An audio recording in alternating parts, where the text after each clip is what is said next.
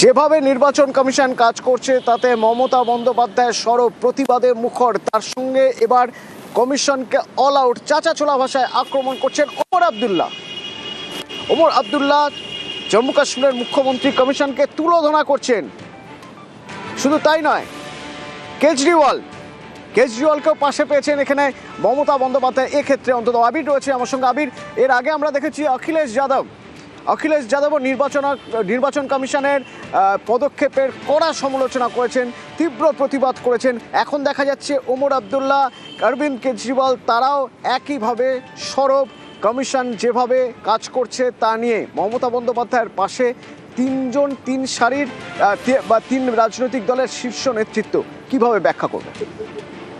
প্রথমত হচ্ছে যে বিরোধী শিবির বিজেপি বিরোধিতার ক্ষেত্রে যে জোট তৈরি করেছিল, সেই জোটের শরিক যারা রয়েছেন তার একাধিকজন তারা প্রতিবাদ করতে শুরু করেছেন। এবং তৃণমূল প্রথম থেকে উল্লেখ করে আসছিল যে প্রথম থেকে ইস্যু নিয়ে প্রত্যেকের কথা নেওয়া উচিত।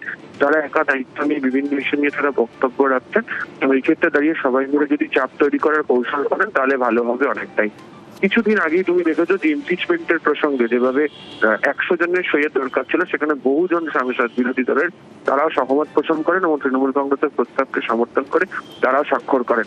ফলে এক্ষেত্রে দাঁড়িয়ে একদিকে যেমন রাজ্যে বিধানসভা নির্বাচন লড়তে চলেছে তৃণমূল কংগ্রেস, অন্যদিকে জাতীয় স্তরেও তাদের সমমনোভাব সম্পন্ন যে সমস্ত রাজনৈতিক দলগুলো রয়েছে তাদের থেকেও তারা সমর্থন আদায় করার কাজ শুরু করেছে। এবং তারা যে প্রসঙ্গগুলো যে তুলেছে সেই প্রসঙ্গতে বাকি রাজনৈতিক দলগুলো সহমত আছেই বলে। এর আগে তেজস্বী বলেছিল, ওর আগে বলেছিল হচ্ছে অখিলেশ। এবার দেখতে পাওয়া গেল যে অরবিন্দ কেজরিওয়াল, ওমর আবদুল্লাহর মতো নেতারা তারাও মমতা বন্দ্যোপাধ্যায়কে সমর্থন করে তারা প্রচার করতে শুরু করেছেন। ফলে সব মিলিয়ে বিধানসভা ভোটের আগে ইস্যু নিয়ে কমিশনকে আক্রমণ করতে নেমে তৃণমূল কংগ্রেস যে রাস্তা দেখিয়েছিল সেখানে বাকি বিরোধী দলগুলোর সমর্থন রাখার প্রেক্ষিতে তৃণমূল মনে করছে বিজেপির উপর চাপ তৈরি করার কৌশল আরো অনেকটা বেশি বৃদ্ধি পাবে। ধন্যবাদ।